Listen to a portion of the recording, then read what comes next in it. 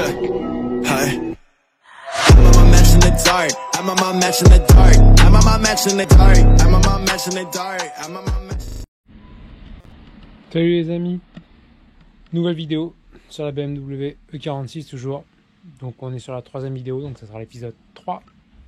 Donc là on va inspecter, on va inspecter le moteur, voir s'il y a des surprises ou pas. Elle est fermée. Voilà, on va faire le tour. Hop. Tac. Allez, c'est parti. On va regarder. Bon, ceux qui me suivent sur Insta ont pu déjà voir que le liquide de refroidissement était pas super joli. Bon, il a plu, hein. Donc il y a un peu d'eau ici. Hop, allez, c'est parti. Je vous emmène dans le moteur. On va essuyer déjà l'eau qui coule là, histoire de pas s'en prendre sur la tronche. Alors. Voilà, ouais. Alors, tac, voilà, ça fera l'affaire. Donc, nous voilà devant le moteur.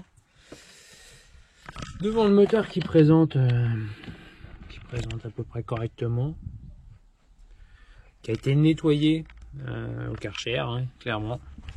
Ça, on peut pas le cacher. Là, on voit c'est super clean. Là, on voit c'est dégueulasse. Enfin, on voit que ça a été passé au Karcher, quoi. Voilà. Bon, c'est pas moi le genre de la maison, hein. Je veux dire, s'il y a de l'huile, je laisse l'huile, quoi. J'ai pas. C'est un peu du cache-misère, quoi. C'est pour faire voir. Non, t'as vu, il y a pas de fuite. Bon, ça sert à rien. Hein. 15 jours plus tard, il y aura autant d'huile. Bon, admettons. Bref, il l'a fait. Au moins, s'il y a une fuite, ça va me permettre de voir d'où elle vient. Donc là, globalement, c'est propre. Le cache, je crois qu'il me l'a donné. Qu'est-ce que je peux dire? Alors, j'ai remis en place parce que j'avais pas de joint. Là, il n'était pas mis. Là, il y était même pas. Je les ai rachetés. Celui-ci, il n'y était pas. Celui qui va en dessous, là, n'y était pas. Donc, j'ai racheté ça, ça. Une feuille, on va la retirer. Hop. Voilà. Donc tous ces joints là, c'est moi qui les ai remis, ils y étaient pas, gain de poids.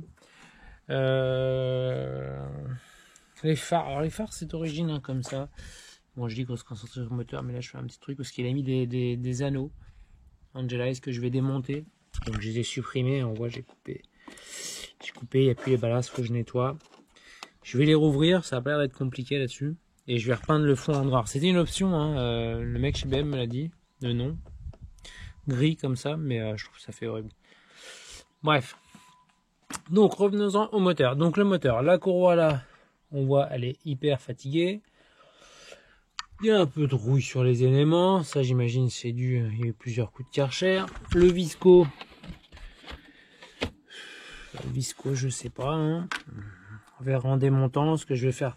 Voilà, comme sur tous mes véhicules, quand je les récupère, la priorité, c'est de sécuriser. Donc, pompe à eau, calorstat, vidange de liquide de refroidissement, vidange du moteur, bien entendu. Toutes les choses importantes. Changement du liquide de frein si nécessaire. On le teste avec un petit appareil pour voir l'acidité. Voilà, toutes ces petites choses. Voilà. Il y a une petite chose qui m'a fait rire. Donc j'ai pas la bonne durite là au niveau qui descend à l'échangeur. Ils ont bouiné, hein. Regardez, je peux vous faire voir. Hop, regardez. Si on voit, c'est effrayant. C'est où? C'est là. Regardez, c'est magnifique. Raccord sur raccord sur raccord. Et du coup, j'ai pas la sonde pour la pression d'air de turbo. Donc voilà, ça c'est une des surprises que j'ai eu. Une de plus parmi tant d'autres. Voilà, on voit le dessous, c'est gras, hein. C'est sûr qu'on n'est pas sur la E60, hein. C'est vraiment c'est un autre monde, hein. Pourtant la moins de kilomètres, mais bon. Ensuite, donc après cette durite là en haut, c'est pas la bonne non plus, regardez bien. Ils ont fait un partenariat Mercedes, BMW. Ils ont mis une durite provenant de je sais pas où, d'une Mercedes. Enfin bref, ils ont bouiné. Donc moi j'ai la durite. Elle est, hop, normalement, elle est dans mon coffre. Là voilà. Donc un ami qui possède un 330 CD comme moi me l'a donné parce que lui il l'a changé. Donc là, vous voyez, il y a bien la sonde que du coup j'ai pas sur que je n'ai pas sur l'autre l'autre espèce de durite, si on peut appeler ça une durite quoi. Sur le tuyau qui est bouiné. Voilà. Bon, je vais la sortir de toute façon, je vais peut-être la monter tout à l'heure. Ensuite, hop, on va poser ça, non pas là. Voilà, on pose ça là. Donc dans la continuité, le fil, donc le... Ah, où est-ce qu'il est parti?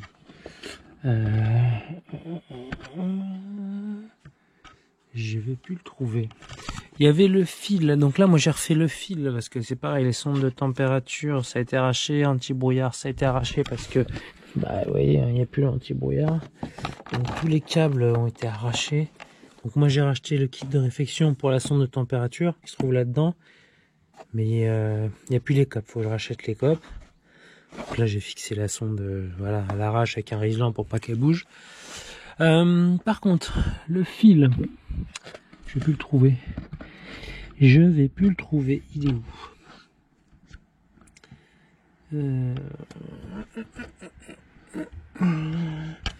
Là, il y a celui de la température de flotte, mais c'est pareil. Il est, je sais pas, il me semble du vase, enfin pas la température, mais du niveau de liquide de refroidissement. Ça a l'air bizarre. Et là, il m'en manque une que je sais pas où est passée. Ah, si, elle est là. Ok. Hop là. Donc ça. Ah oui, je sais pas si vous allez voir, je vais essayer de passer gentiment. Bim.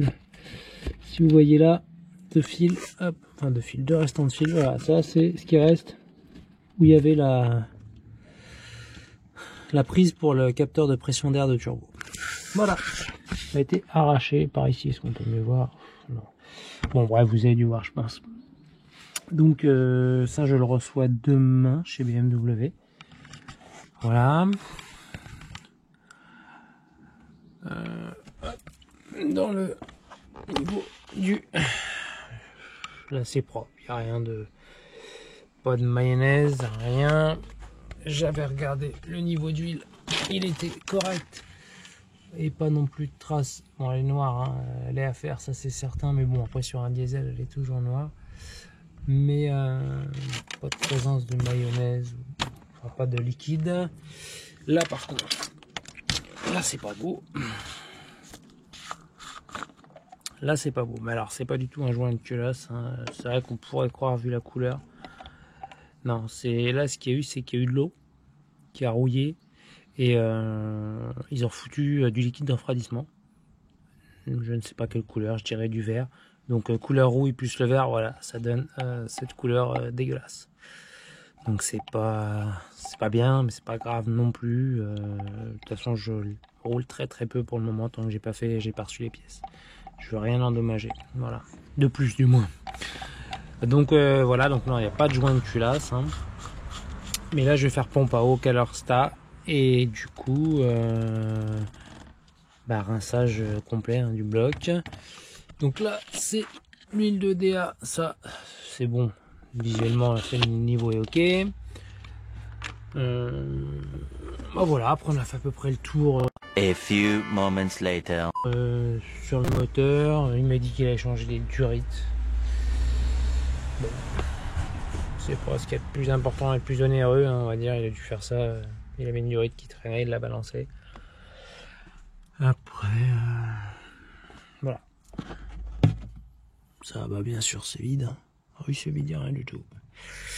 Pourquoi avoir du lave-glace? Ça sert à rien, surtout quand les balais d'essuie-glace ils sont dans l'état qu'ils sont. Hop, hop. Oh, il en manque un bout là. Ah, elle revient vraiment de très loin celle-là. Très loin, vous pouvez pas imaginer.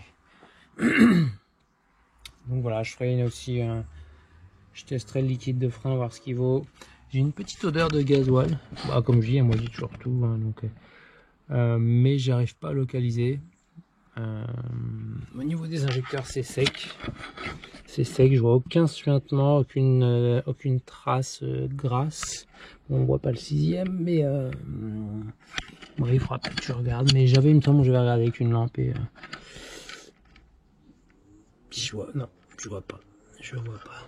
Donc il faut que je me penche là-dessus. C'est pas une grosse odeur, mais des fois il y a une petite odeur, donc faut que ça soit réglé. Hein. Voilà. Bon, bah écoutez, pour le moteur, je pense qu'on a fait le tour. Qu'est-ce que je peux vous dire d'autre? Pas grand chose. Je pense que le visco sera à faire. Il m'a l'air vachement mou. Normalement, à froid, il est dur. Parce qu'en fait, plus ça chauffe, ou c'est l'inverse, que je dise pas de conneries. Plus c'est chaud, plus ça tourne vite. Plus ça tourne vite, je ne sais plus, j'ai un gros doute du coup. Vous me confirmerez dans les commentaires si c'est l'un ou l'autre, s'il doit être lest à froid, comme ça. Non, c'est à chaud, il me semble, si je dis pas de conneries. À chaud, il doit être lest. Ça fluidifie le liquide qu'il y a dedans. Et à froid, par contre, il doit être plus dur. Je crois. J'ai un gros doute là, d'un seul coup, d'un seul. C'est con, mais j'avais pas de visco sur la E60. Le dernier visco que j'avais changé, c'est sur la 530D E39. Et il me semble bien qu'il faut que ça soit plus dur à froid. Parce que le liquide est forcément plus dur. Dites-moi en commentaire. Comme ça m'évitera de le changer pour un. Mais de toute façon, dans tous les cas, je vais le changer. Mais il me semble que c'est ça. Hein. Faut qu'il soit mou. Non, dur à froid et à chaud, forcément, il tournera plus vite, il sera plus lest. Enfin, plus relâché. Voilà, ouais, bah, il y a beaucoup de choses. La voiture a été super malmenée. Ils l'ont pris, pourtant c'était un revendeur, hein, mais ils l'ont pris, ils ont fait les cons avec, et puis après je suis arrivé pour la sauver, essayer de la sauver du moins, parce qu'il y a quand même un peu de boulot. Je vous ferai après partie carrosserie, ce sera l'épisode 4. On va faire au fur et à mesure. Hein. À niveau moteur, pour le moment, je vois pas de. J'ai un défaut du coup moteur. Bah, ça me l'affiche au tableau. Enfin, ça, j'ai le voyant moteur au tableau de bord du fait que j'ai pas la sonde qu'il faut là. Donc, elle doit pas marcher comme il faut non plus, j'imagine. Et puis après, il n'y a pas de bruit suspect. Pas de bruit suspect, voilà. Alors, attendez. A few moments later. Alors, je vous reprends dans la voiture car il pleut. Voilà, temps dégueulasse. Et puis de toute façon, on avait fait un peu le tour du moteur, des défauts. Voilà. Qu'est-ce que je peux vous dire? Du coup, ça m'affiche un défaut, le fait que j'ai pas de sonde là. J'ai pas eu le temps de le monter vu que la pluie est arrivée. Alors, on n'a pas eu d'été et en plus, on a un mois de septembre pourri. C'est super la région centre. Voilà. Donc au programme vidange, changement, enfin vidange d'huile, vidange de boîte, je pense. Changement pompe à eau, Calorsta, visco coupleur, un rinçage du bloc moteur, vu que comme vous avez vu, c'est vraiment dégueulasse. Donc on remet après du liquide. Alors c'est marrant, j'ai vu sur internet, je sais pas si c'est pareil, confirmez-moi hein, dans les commentaires. J'ai vu qu'il fallait mettre du G12+. Donc normalement c'est du liquide VV, ça, enfin tout ce qui est Volkswagen Audi. Mais j'ai vu qu'apparemment il fallait mettre ça dans les BM. Donc je suis un peu surpris, mais bon, dites-moi en commentaire si c'est bien ça ou si c'est pas du tout ça. Moi j'ai vu ça sur internet, voilà. L'intérieur, est-ce que j'ai pas grand chose à vous faire voir, c'est toujours aussi crade. Hop, je sais pas si vous verrez. Voilà, l'intérieur c'est le même. J'ai juste mis des LED. Voilà, comme j'ai l'habitude de faire, j'ai mis des LED. Rien de fou. Là, donc j'ai viré tout le système GPS d'origine parce que il manquait la moitié des pièces. Voilà. Donc là, fallait que je démonte la grille pour le sortir. Donc comme j'attends le nouvel autoradio qui va être un Android avec l'Apple CarPlay, je remonte pas ça. Alors ouais, ça fait un peu à l'arrache, mais c'est pas grave, hein. Je m'en fous, ça me dérange pas. Voilà, le cuir je l'ai traité déjà une fois. Bon, il mériterait, voilà, il y a encore là il y a des rayures. Je sais pas si vous allez voir. Hop, voilà. Des petites rayures, des fissures. C'est rattrapable tout ça, je pense. J'ai aussi un voyant. Alors attendez. Hop, si je mets le contact, j'ai un voyant airbag. Mais là, pareil, je peux pas aller voir sur le siège. Sous le siège, il faut que j'ouvre la porte. Il flotte. C'est chiant. Franchement, j'en ai marre de ce temps. Donc là, on coupe la ventile. C'est où? C'est pas là. Je sais plus où c'est. C'est là. Voilà. Donc là, on coupe. Donc là, on voit que j'ai le voyant d'airbag. Elle est éteinte, mais même si je l'allume, voilà. Un petit bruit de courroie qui va bien, vu comment elle est usée. C'est normal. Donc là, voilà, j'ai le voyant d'airbag qui est allumé. Bon, ça, c'est frein à main, c'est normal. Là, la sonde de niveau de liquide de refroidissement. Alors, soit elle est pétée au niveau de la prise, soit elle est pétée sur le bocal. J'en sais rien. Faut que je vérifie. Et ça, c'est la sonde qui prend la pression d'air dans la descente en rigide. Voilà. Vous voyez ces kilomètres, elle est en rodage 328 000 km. J'ai changé la sonde, comme je vous disais tout à l'heure, j'ai remis une sonde de température. Donc là, on voit qu'il fait 23 degrés. Voilà. Mes essuie-glaces tout sucés. Waouh. Ah, ils essuient quand même, hein. Même s'il manque un bout. Waouh, putain. C'est une cata. Voilà. Bon, on va s'arrêter là pour l'épisode numéro 3. Donc l'épisode 4, on va faire le tour de la carrosserie. Et là, c'est pas beau. Là, c'est vraiment pas beau.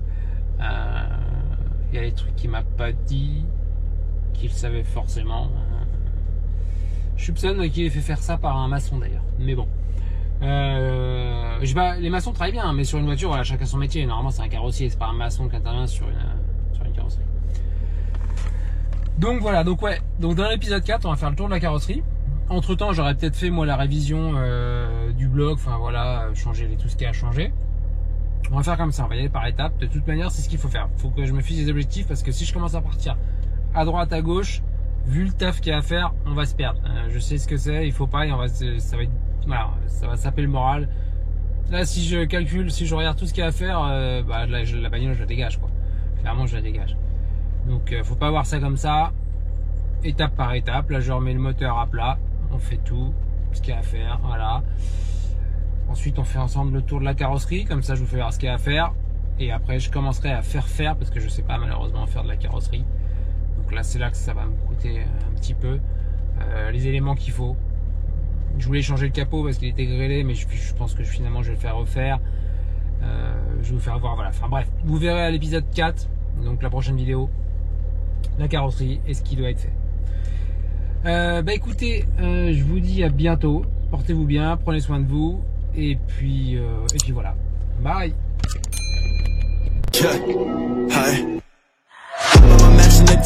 I'm on my match in the dark. I'm on my match in the dark. I'm on my match in the dark. I'm on my match.